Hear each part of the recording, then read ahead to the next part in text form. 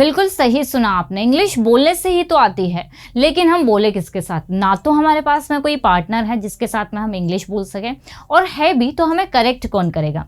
और ना ही हमारे पास में हिंदी के सेंटेंसेस है जिसको लिखकर या फिर बोलकर हम लोग ट्रांसलेट कर सकें। सो गाइस टेंशन मत लीजिए, सारी प्रॉब्लम्स के सॉल्यूशंस है मेरे पास में।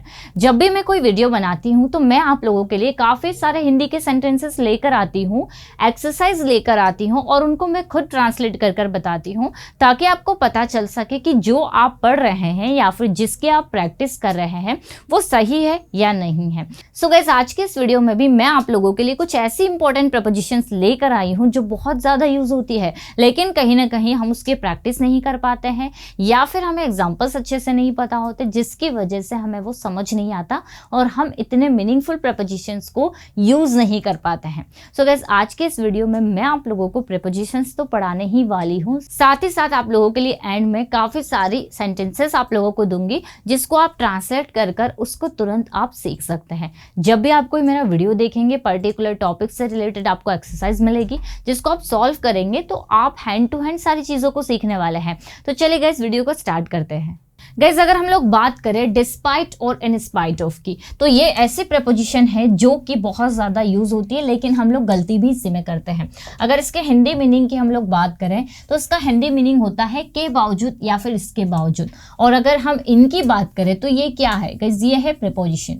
ओके, ये है हमारी प्रपोजिशन, और इसके बाद में जो वर्ड आपको फॉलो करना है वो या तो नाउन रहेगा या फिर रहेगा जिरंड।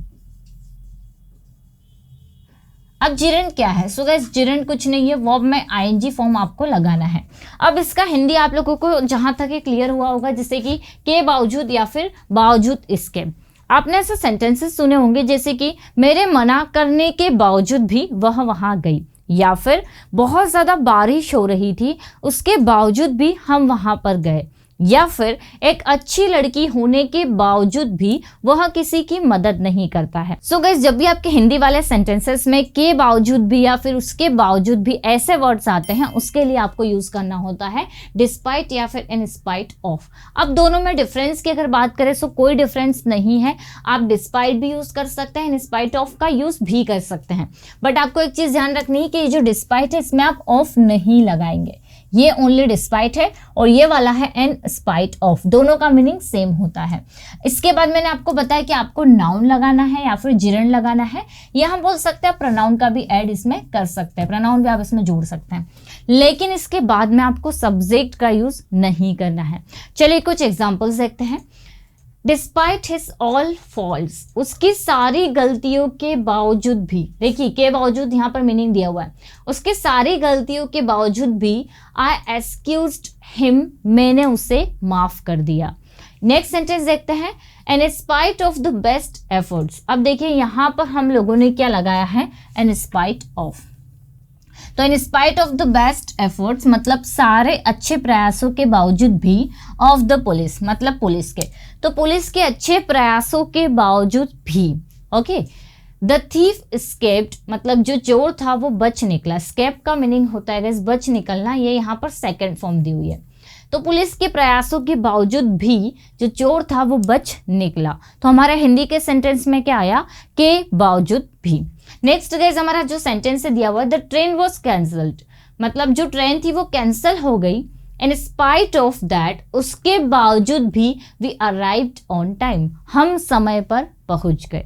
ओके, अब देखिए यहाँ पर दिया हुआ है इन स्पाइट ऑफ तो आपने इन स्पाइट ऑफ लगा लिया और उससे दो सेंटेंसेस को कनेक्ट कर दिया। जनरली जो प्रपोजिशन ये कॉन्ट्रास्ट को शो करती है, मतलब कोई एक चीज है उसके अपोजिट कोई दूसरा हुआ। जैसे यहाँ पर दिया हुआ है कि पुलिस ने अच्छे प्रयास किए उसके बावजूद भी क्या हुआ? चोर बच निकले। तो कॉन्ट्रास्ट को शो करती है डिस्पाइट और इन स्पाइट ऑफ प्रपोजिशन। गाइस हमारा नेक्स्ट सेंटेंस दिया हुआ है, in spite of working hard. अब देखिए मैंने आपसे कहा था कि अगर आप ये लगा रहे हैं तो इसके बाद में आपको आईएनजी का यूज करना है। In spite of working hard, मेहनत करने के बावजूद भी, ही डज नॉट गेट सक्सेस, उसे सफलता नहीं मिलती है। सेंटेंस क्या हुआ हमारा? मेहनत करने के बावजूद भी उसे सफलता नहीं मिलती है। ठीक है, तो सेंटेंस में क्या आना चाहिए? के बावजूद भी या फिर उसके बावजूद भी। अब गाइस इसी के अलावा आप अगर कुछ और सेंटेंसेस देखेंगे तो आपको यहाँ पर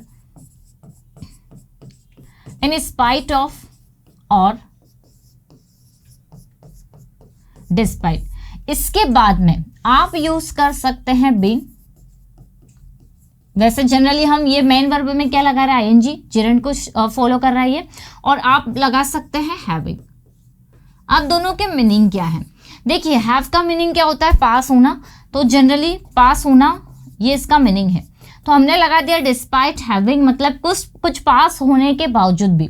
यहाँ पर ये जो बीइंग है इसका मीनिंग क्या होता है, होना या फिर बनना, ठीक है। तो अगर आपको किसी व्यक्ति के लिए यूज करना है, कुछ बताना है कि टीचर होने के बावजूद भी, अच्छा इंसान होने के बावजूद भी, अमीर होने के बावजूद भी, तो वहां पर आप क्या करेंगे, इन स्पाइट ऑफ बीइंग या फिर डिस्पाइट बीइंग का यूज करेंगे। जैसे आपको बोलना हो कि अच्छा इंसान होने के बावजूद भी वह किसी की हेल्प नहीं करता है, तो सेंटेंस बनेगा इन spite of being a good person, या फिर despite being a good person he does not help anyone।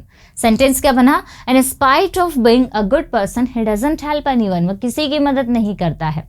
या फिर हम बोल सकते हैं कि घर पर होने के बावजूद भी उसने कोई काम नहीं किया, घर पर होने के बावजूद भी, तो व्यक्ति के कुछ या कहीं होने का पता चल रहा है, तो हम बोलेंगे in spite of being at home he did not do anything, उसने कुछ नहीं किया।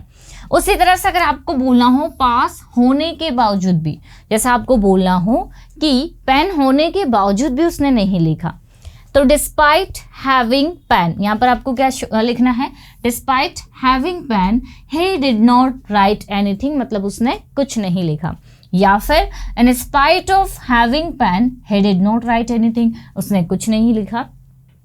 समय होने के बावजूद भी वह पढ़ाई नहीं करता है, तो कुछ पास होने के बावजूद भी, सेंटेंस में क्या आ रहा है, के बावजूद या फिर बावजूद इसके वह पढ़ाई नहीं करता है। तो despite having time he doesn't study, या in spite of having time he does not study.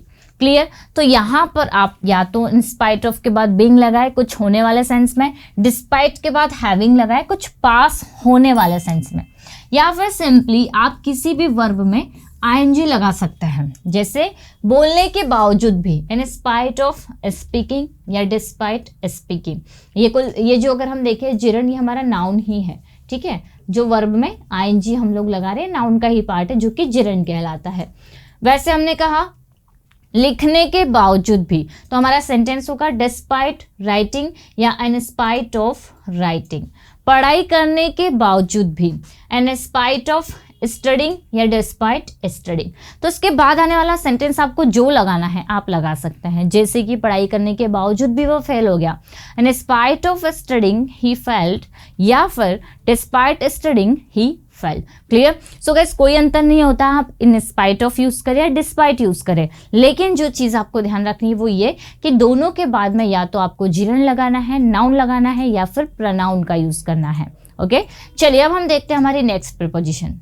Guys next हमारी प्रपोजिशन है इंस्टीड ऑफ। देखिए इंस्टीड ऑफ का मीनिंग होता है के बजाय। ऐसे सेंटेंसेस आपने सुने होंगे कि पढ़ाई करने के बजाय वो वहाँ चले गया, लिखने के बजाय वह खेल रहा था, या फिर इंग्लिश में बोलने के बजाय आप लोग हिंदी में बातें कर रहे हो या फिर बोल रहे हो। तो जब भी आपके सेंटेंसेस में के बजाय आता है आपको यूज करना होता है इंस्टीड ऑफ।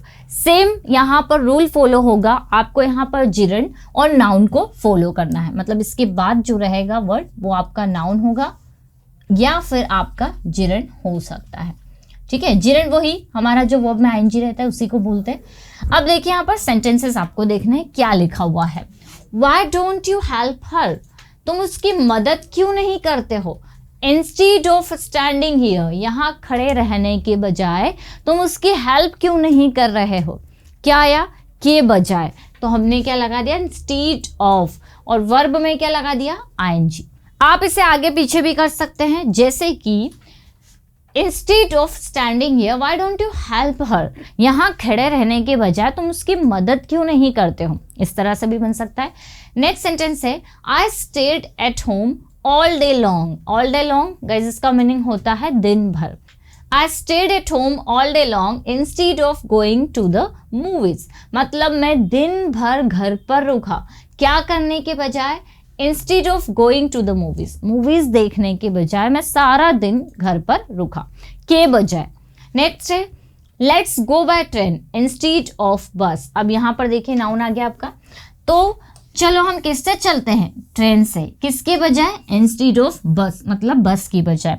नेक्स्ट है ही वेंट देयर, वह वहाँ गया, इंस्टीड ऑफ मी, मेरे बदले या मेरे बजाय वह वहाँ चले गया। तो सेंटेंस में क्या रहा है, की बजाय, जैसे कि हिंदी बोलने के बजाय वह इंग्लिश बोल रहा है। इंस्टीड ऑफ स्पीकिंग हिंदी है इज स्पीकिंग इंग्लिश, या इसका अपोजिट कर ले, कोई दिक्कत नहीं। नेक्स्ट हमारा सेंटेंस हम देखते हैं, जैसे हमने बोला हो कि कॉलेज जाने के बजाय वह मार्केट चले गया। Instead of going to college, college जाने के बजाय instead of going to college, लिखने के बजाय इंस्टीड ऑफ राइटिंग, प्रैक्टिस करने के बजाय इंस्टीड ऑफ प्रैक्टिसिंग, या फिर हम बोल सकते हैं खेलने के बजाय इंस्टीड ऑफ प्लेइंग। तो इसके बाद आने वाला सेंटेंस आपको जैसा चाहे आप वैसे बना सकते हैं, बट आपको क्या करना है, इंस्टीड ऑफ का यूज करना है जिरंड के साथ, नाउन के साथ और प्रोनाउन के साथ। इसके बाद आप किसी भी सेंटेंस को बना सकते हैं। सो गाइज अब मैं आप लोगों को कुछ एक्सरसाइज दे रही हूँ जो आप लोगों को सॉल्व करना है और देखना है कि कितने अच्छे से आपको इन स्पाइट ऑफ, इंस्टीड ऑफ और डिस्पाइट आपको समझ में आया है। अगर आपको समझ में आ गया है वीडियो, अगर आपको पसंद आई है तो वीडियो को लाइक कर दीजिए, चैनल को सब्सक्राइब कर लीजिए, बेल आइकन को आप जरूर प्रेस करिए ताकि जब भी मैं ऐसी कोई वीडियो अपलोड करूँ आपको नोटिफिकेशन मिलते रहे। तो चलिए गाइस मिलते हैं हम लोग नेक्स्ट वीडियो में। Till then bye bye, take care.